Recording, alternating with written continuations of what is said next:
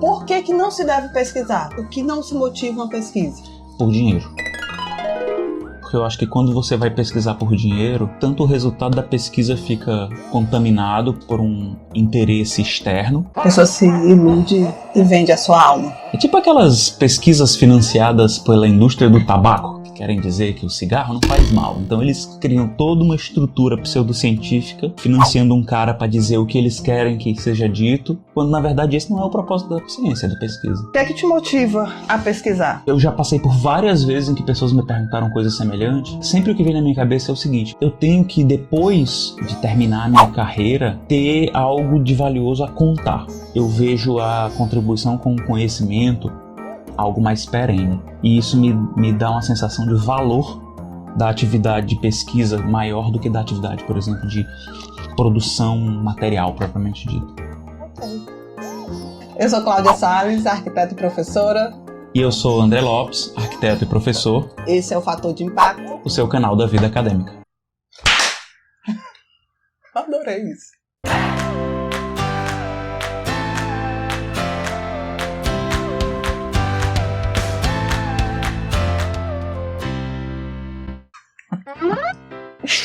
Por que se escreve um projeto?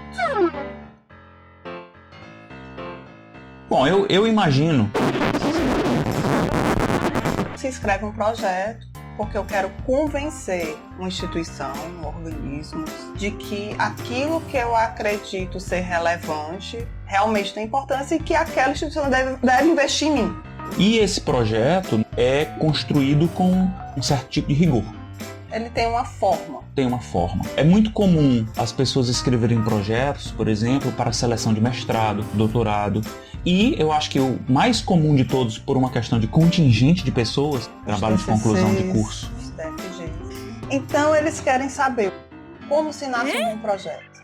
Um bom projeto nasce de uma boa pergunta. Fantástico. Quando ele não parte de uma pergunta, ele tem um menor poder de convencimento, ele tem um menor poder de contribuição. A relevância dele fica...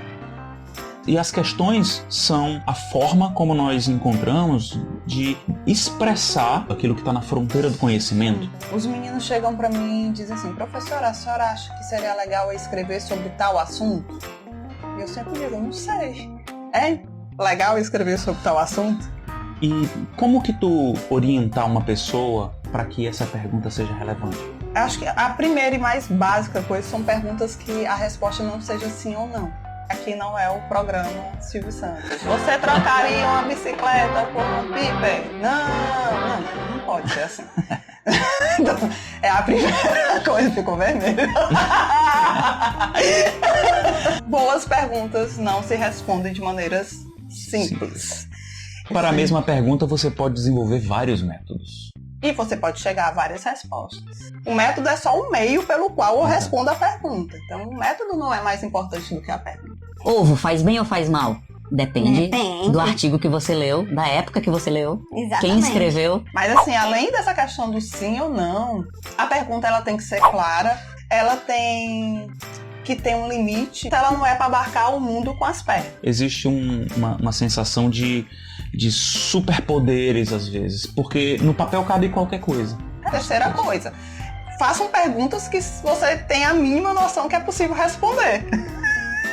A viabilidade é muito importante. Você não vai fazer um projeto inviável, que desde o princípio você sabe que não dá para responder. Ou que É não possível fazer um prédio em Marte? E tem a quarta coisa. Façam perguntas que possam ser constatadas de maneira empírica. Sim. Que eu posso, com a observação ou com técnicas e métodos, fazer a captação desses dados para análise e as conclusões. Talvez valha a pena citar aqui que nem todo esforço de pesquisa é empírico. Existem certas áreas do conhecimento em que o empirismo ele não é exatamente o cerne. Mesmo num trabalho de revisão de literatura, como é muito comum na filosofia, você tem os livros, é palpável, não é metafísico. É necessário também que ela seja escalável. Se você vai fazer um projeto de pesquisa para um mestrado, essa pergunta ela pode ser delimitada no tempo. Você não pode fazer uma pergunta que em 2 anos ela se esgota. Porque afinal de contas a sua vida acadêmica continua. A pergunta, ela sempre tem que dar margem para esse futuro de uma carreira acadêmica. Pergunta de partida, ela é a base de todo trabalho e de todo projeto científico. Maus começos, desgraçados fins. Uma boa pergunta, você não consegue responder ela de vrá. O importante é você estabelecer perguntas menores, mais factíveis e que, se você consegue responder essas questões secundárias, juntando tudo, você responda a questão principal. A questão central. Para facilitar, cada pergunta específica, que vira um objetivo, geralmente vira uma seção dentro do trabalho. Então, se você tem perguntas secundárias claras que vão se transformar nos teus objetivos, então fica mais fácil você dividir as sessões. E aí, cada sessão, ela nasce para responder aquele objetivo. Então, no fim das contas, o projeto, seja para um mestrado, para um doutorado, para um concurso de professor, o propósito de se escrever um projeto de pesquisa é, primeiro, a clareza de comunicação de uma questão que você vai tentar responder de maneira ordenada, objetiva e direta, de tal modo que quem está pedindo o projeto para ler e avaliar claramente entenda seus propósitos, o caminho e tenha a ideia de que produto você pretende apresentar no final. Eu já percebi que em certos programas de mestrado exigem a apresentação de um projeto, mas nem sempre esse projeto ele é o projeto da sua pesquisa. O propósito deles é entender se você é capaz de sistematizar uma questão, organizá-la em etapas, definir objetivos, produtos esperados, métodos e revisão de literatura. O que acontece geralmente é que o projeto que eu mando, ele é muito bem elaborado, mas não é a pesquisa que o orientador, que o professor da instituição gostaria de desenvolver. Mas entende que você tem preparo para desenvolver qualquer tipo de pesquisa porque você conseguiu estruturar aquele material que você enviou muito bem. Se você chama um orientador porque gosta dele, e isso é muito importante, lógico. Mas às vezes você chama esse professor, mas com um tema que ele não dá conta. Não parece, mas a gente não dá conta de tudo. O que é importante agora para mestrado e doutorado é que você entre no programa que você quer submeter o seu projeto, vá no Lattes dos professores, veja o que é que eles estão pesquisando e se tem alguma coisa que se afine com a sua área de interesse. Assim, para esse projeto ser claro, ele tem etapas. Felizmente ou infelizmente, nós temos um sistema de formatação cartesiana que exige uma certa linearidade. Tava certo, então. Não falei linearidade. Eu ouvi normal. Linearidade. Não, falei errado. Falei não, tá. Uma certa ordem. Eu não sei se exatamente isso é bom, mas é a regra do jogo. Isso não significa que na hora da execução do projeto você precise seguir essa ordem. A cronologia da execução não necessariamente é igual à cronologia do relato. Quando eu penso na forma de organizar um trabalho acadêmico, me vem sempre à cabeça aquilo que a gente aprendeu lá no primário. Todo trabalho tem uma introdução. Tem capa. Aí tem uma introdução, um desenvolvimento e uma conclusão. Sim. Eu acho que ela ajuda pouco a quem nunca teve contato com um trabalho. Primeiro que a pessoa não entende exatamente qual é o propósito de uma introdução. Ela não entende o que tem que estar no desenvolvimento e ela não sabe diferenciar a conclusão dos resultados que eu encontrei ou de uma despedida. Ou quando não pior, eles repetem a introdução. Os verbos estão no futuro e na conclusão estão no passado. Isso é muito comum, mais do que se imagina. Como assim? Você chegou em que conclusão? Isso não é uma conclusão, isso é a premissa do trabalho. Como que você fez todo esse esforço para no final você repetir as palavras que você começou? Não faz sentido. Não faz sentido. A estrutura do trabalho segue uma lógica de um metatexto. É um texto dentro do texto, dentro do texto, dentro do texto, dentro do texto. Várias palavras juntas formam uma frase. Essa frase tem introdução, desenvolvimento e conclusão. Várias frases juntas e formam um parágrafo. O parágrafo tem introdução, desenvolvimento e conclusão. E aí quando você pega vários parágrafos para formar uma seção de um trabalho, a seção tem introdução, desenvolvimento e conclusão. Quando você pega várias seções para formar... É um fractal. Exato, é um fractal. Uma parte que quando você muda de escala, ela se repete. É muito importante que a gente entenda o propósito de cada uma dessas partes. Ok. Apresentar as minhas ideias, as minhas expectativas, a questão que eu quero desenvolver. Esse é o tipo de conteúdo que está numa introdução. o preâmbulo do que vai ser desenvolvido Sim. em seguida. O que é que tem nessa introdução? Você tem que problematizar o contexto onde o fenômeno que você quer estudar vai acontecer. Você tem que justificar o porquê que você está pesquisando aquilo. Você Porquê. tem que apresentar o produto que você está querendo alcançar, A pergunta de partida, estabelecer os objetivos, quem vai ser o meu referencial teórico, a revisão da literatura, que é o terror dos estudantes, né? porque o problema é ler. Como que você vai saber se uma pergunta é relevante ou não se você não leu a respeito do tema que você está tentando? Não faz sentido.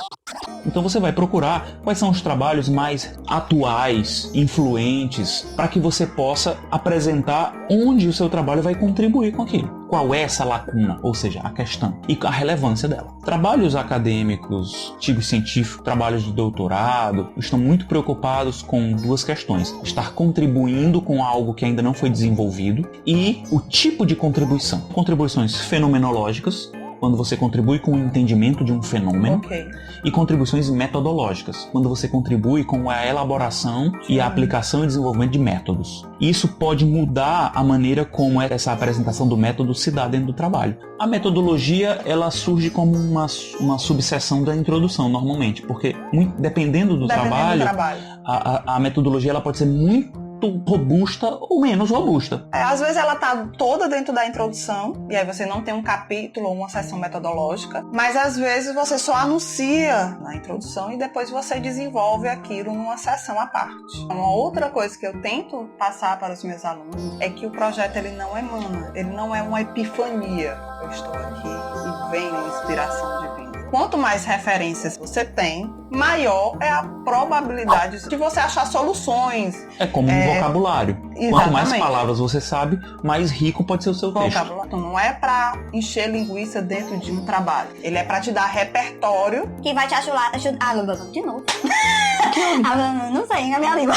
Para além da Wikipédia. Para além da Wikipédia.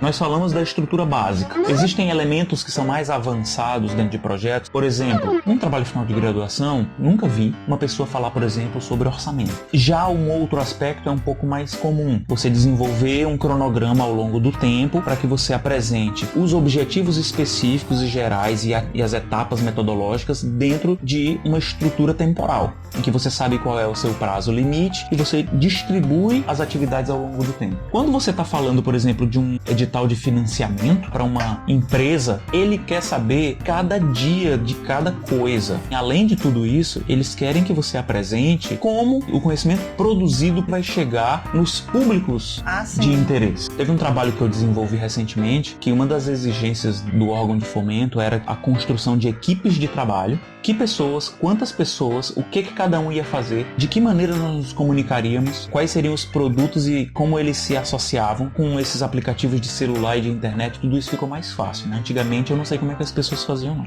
Era bem mais complicado. Mas também os recursos e os financiamentos também eram bem menores. Teve um boom aí para pesquisa e extensão de um tempo para cá. Que já vem tomando uns baques recentemente. Agora a gente está num período meio de retrocesso, mas é só uma fase. A ciência ela não está necessariamente atrás da verdade, porque parte-se do princípio de que a verdade é inalcançável. E não tem verdade.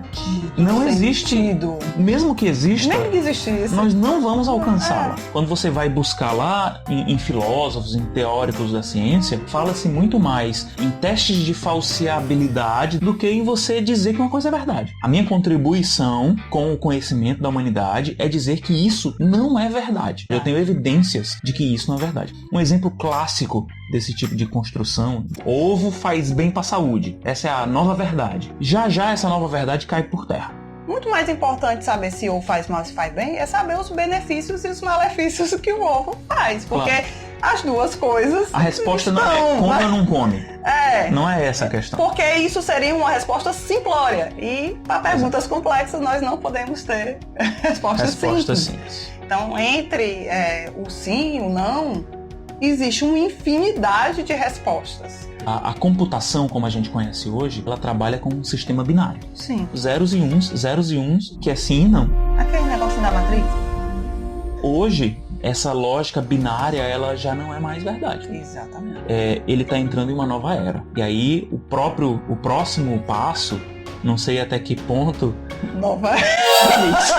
Pô, do capeta. Jamais pensei nisso. Não tem cuidado não, mancha. Né, sair de um sistema cartesiano para uma interpretação sistêmica e agora complexa da realidade. Exatamente. É para aí que caminha a pesquisa. Uma questão mais complexa, para respostas que não sejam binárias, para os fenômenos, para as cidades, para a pedagogia, para a medicina. Relacionada com outras ciências, com outras questões, né? O ser humano binário que existe é mãe. Mãe? Por quê? Mãe, posso fazer isso? Não. Por quê? Porque não.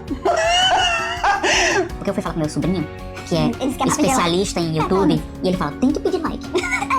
Tem que pedir, se você não pedir like, vai morrer o seu canal. Minha nossa senhora, que drama. Se você gostou dessa discussão, se você ainda tem dúvidas, porque não dá para abarcar toda a complexidade de fazer um projeto por vídeo. Então você comenta. No canal que eu peguei no microfone. Mas tudo bem. Você comenta lá embaixo do vídeo as suas dúvidas, se gostou, se não gostou. Se gostou, dá um like aí, porque é bom pra gente. Dizem que é bom. Os jovens usuários de YouTube dizem que like é legal. Então, se é legal, eu vou pedir. A gente quer saber também se tem alguma questão específica que você gostaria que a gente comentasse. A gente pode conversar ali embaixo nos comentários e a gente pode trazer novas discussões para próximos vídeos. O que nós aprendemos hoje? Mãe é binária, computadores são quânticos. E que maus começos, desgraçados fins. Então façam boas perguntas de partida.